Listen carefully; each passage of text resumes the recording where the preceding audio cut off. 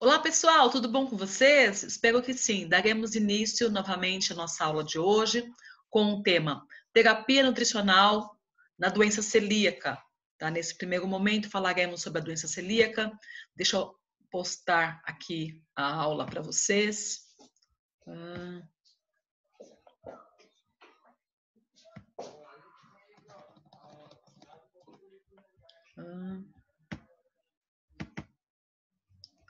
Terapia nutricional na doença celíaca. E é importante que vocês se lembrem o que vem a ser a doença celíaca, né? Do que se trata? A doença celíaca, ela resulta da intolerância do organismo do indivíduo que possui a doença, intolerância do organismo a uma estrutura do glúten, a qual chamamos de gliadina. Essa estrutura do glúten, somente lembrando, né, as aulas de técnica dietética, o glúten ele é a porção proteica de alguns tipos de cereais e a composição desse glúten é formada por gliadina e glutenina, tá certo? Aqui agora, o que envolve, né, essa intolerância, eu estou me referindo à gliadina, tá? O que acontece, professora? Por que a gliadina ocorre essa intolerância? Então, agora ocorre um efeito tóxico sobre a mucosa desse intestino, que vai resultar na destruição das vilosidades intestinais, que acaba favorecendo, né, automaticamente, interferindo quanto à captação desses nutrientes, na absorção desses nutrientes. E eu chamo também a isso, não somente doença celíaca, como ESPRU não tropical. E vamos entender um pouquinho mais sobre isso. Aqui nessa imagem, a gente consegue ter a visibilidade quanto ao nosso intestino, né? As junções espessas aqui entre os nossos enterócitos. Então, elas são ligadas, né? A gente chama de junções espessas. São junções ligadas, elas colam essas células dos enterócitos, as células intestinais, uma com a outra. No entanto, nesse indivíduo que possui a doença celíaca, por algum motivo, essas junções elas se soltam, permitindo que uma grande quantidade de glúten que foi ingerido por esse indivíduo se infiltre através do tecido e que agora passa a fazer a excitação das células do sistema imune desse indivíduo, tá? Então, agora a gente sabe que existe uma danificação no intestino delgado e esse mecanismo, ele parece estar relacionado com os componentes genéticos, mas também com componentes, né, imunológicos, favorecendo essa excitação do sistema imune, com a produção de anticorpos antigliadina, tá? Tratamentos que reduzam o vazamento pode potencialmente aliviar não somente a doença celíaca, mas também outras desordens do tipo autoimunes nesses pacientes, tá? Então agora, uma vez que a gliadina tem esse poderio total, isso pode influenciar, né, em uma camada espessa. Agora, essa parte aqui das vilosidades estarão espessas, reduzidas para captação de nutrientes. Então, vai ocorrer formação de células das vilosidades deficientes nas disacaridases, nas peptidases, e isso vai interferir na captação de nutrientes, né, durante o processo da digestão. Isso também interfere na liberação reduzida da colecistocinase. Uma vez que ocorre liberação reduzida da colecistocinase, vai ocorrer uma menor secreção da vesícula biliar pancreática, e tudo isso contribui ainda mais para uma má digestão desses nutrientes, favorecendo com que essas vilosidades, pessoal, elas fiquem achatadas. Olha só como que fica aqui na imagem. Ó. A área disponível de nutrientes, então agora, para a absorção desses nutrientes, é achatada, e isso provoca uma carência de nutrientes quase sempre, provocando alguns tipos de anemias, principalmente a anemia do tipo ferropriva, ou então a do tipo perniciosa, ok? Tá? É importante que vocês saibam que pode ocorrer também outras manifestações extraintestinais, como anemias por deficiência de folato, carência de vitamina do tipo B6, a piridoxina, a osteomalácia, isto é, uma absorção prejudicada da vitamina D, a osteoporose, no caso das pessoas mais velhas, né? Isto é, a absorção deficiente do cálcio, quadros de desnutrição com perda acentuada de massa magra e deficiência da vitamina A. Então, esses nutrientes na dieta deverão ter uma observação privilegiada nos indivíduos com a doença celíaca. Aqui nessa imagem, somente para exemplificar, a alta perda de massa magra, principalmente na região glútea, tá? Então, os pacientes com doença celíaca quase sempre são pacientes que acompanham, né, um quadro de diarreia importante e também um quadro de perda de massa magra, principalmente na região do glúteo. A gente olha, parece uma tábua essa parte das costas com a região glútea, né? Isso ocorre em crianças, mas é também comum que isso ocorra no indivíduo adulto com a doença celíaca, aonde por vezes não se detectou e não ocorra o tratamento de forma adequada quando estiver perdurando o processo da desnutrição nesse indivíduo.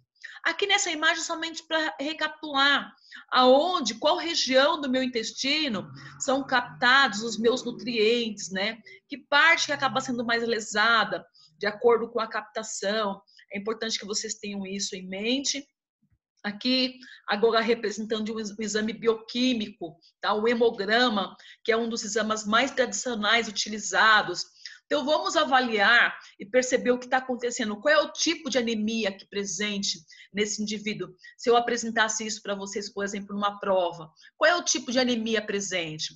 Então, perceba que os pontos de corte da hemoglobina estão abaixo, né? O normal é de 12 a 15,5, está 9,6 os valores dessa hemoglobina, caracterizando algum tipo de carência de ferro, tá certo, gente? Hemoglobina eritrócito baixo caracteriza quadro de anemia, tá?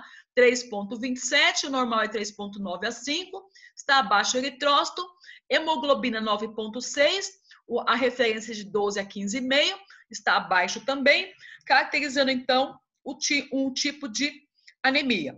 E a pergunta é, qual é o tipo de anemia? Como que eu faço para saber qual é o tipo de anemia? Então, agora, eu tenho que verificar quais são os meus valores do meu VCM, volume corpuscular médio. E aqui, olha, gente, está muito alto.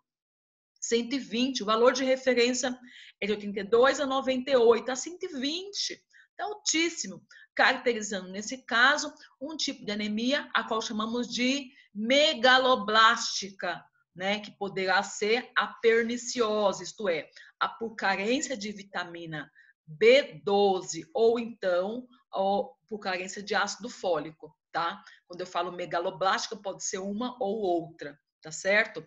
Mas quase sempre, nesses casos de doença celíaca, está envolvido a perniciosa, mas com certeza ela é do tipo megaloblástica, tá? É importante que vocês entendam isso.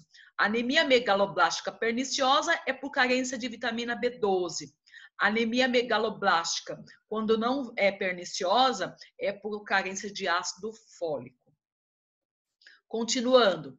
Como que será a terapia nutricional nesse paciente com doença celíaca? Então, o que acontece é o seguinte, quando você tira o glúten, a fração da gliadina, né, desses constituintes, quase sempre resulta em melhora imediata, melhora clínica imediata nos quadros de diarreia, nos quadros, né, clínicos desse indivíduo.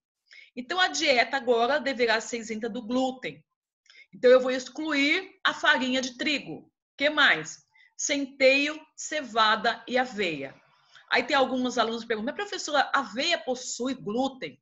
O ponto, pessoal, é que na aveia pode existir traços do glúten, porque geralmente o aparelho de moagem que se é utilizado na aveia é o mesmo que se utilizou para a farinha de trigo, tá? Então, durante o processo da moagem, eles quase sempre utilizam o mesmo aparelho, é onde, por vezes, vem a aveia um pouco desse glúten que pode favorecer o quadro, né, da doença celíaca nos indivíduos celíacos, tá? Durante os primeiros dias após a sintomatologia, é necessário a suplementação nas primeiras semanas das vitaminas, minerais e proteínas, principalmente as aqui já supracitadas, que encontram-se quase sempre baixas devido a essa camada reduzida, espessa das microvilosidades no intestino. A dieta da terapia nutricional no doente celíaco vai envolver a retirada da proteína agressora, isto é, aquela que possui o glúten. Durante a crise, os líquidos e os eletrólitos deverão ser ministrados por via endovenosa, se esse indivíduo tiver com crise. Uma vez que acalmou a crise, isto é, reduziu-se o quadro de diarreia, então agora eu vou priorizar uma dieta rica em proteína, pobre em gordura, e vou evoluir para uma dieta normal, e isso tudo isenta de fontes de glúten nessa dieta. É importante que vocês saibam que existe uma chance aumentada para a jejunoelite, a inflamação na região do ilho dessas pessoas com doença celíaca, se não tratadas, né, se não seguirem a dieta, ou então mesmo a presença de linfomas. Ainda falando sobre a terapia nutricional, o que a gente vai utilizar no lugar, né, dessa farinha de trigo? Então, eu posso utilizar o milho, fubá, farinha de arroz, feijão de soja, a farinha de grão de bico, gente, tapioca, araruta, amaranto, trigo sarraceno, né? Então, é importante que seja substituído aquilo que possui glúten. Então, eu tiro farinha de trigo, centeio, cevada e aveia e se substituo por farinha de arroz, fubá de milho, milho, farinha de grão de bico, tá? Falafel e por aí vai, ok?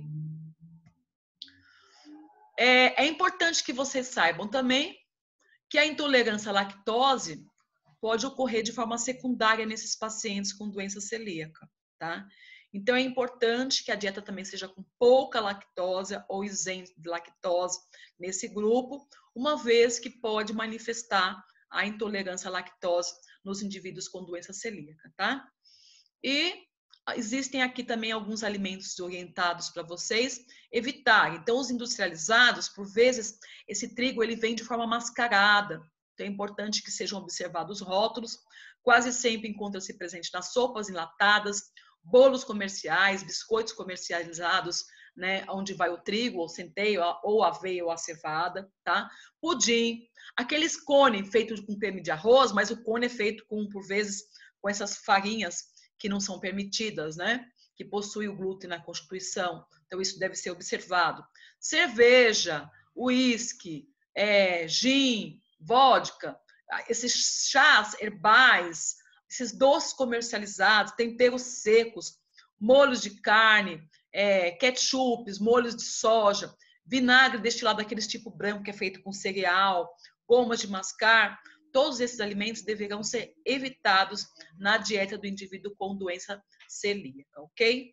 Pessoal, eu paro por aqui com vocês, espero que vocês tenham entendido a aula e volto daqui a pouco com outro tópico, tá ok? Muito obrigada pela atenção, até breve, se Deus quiser.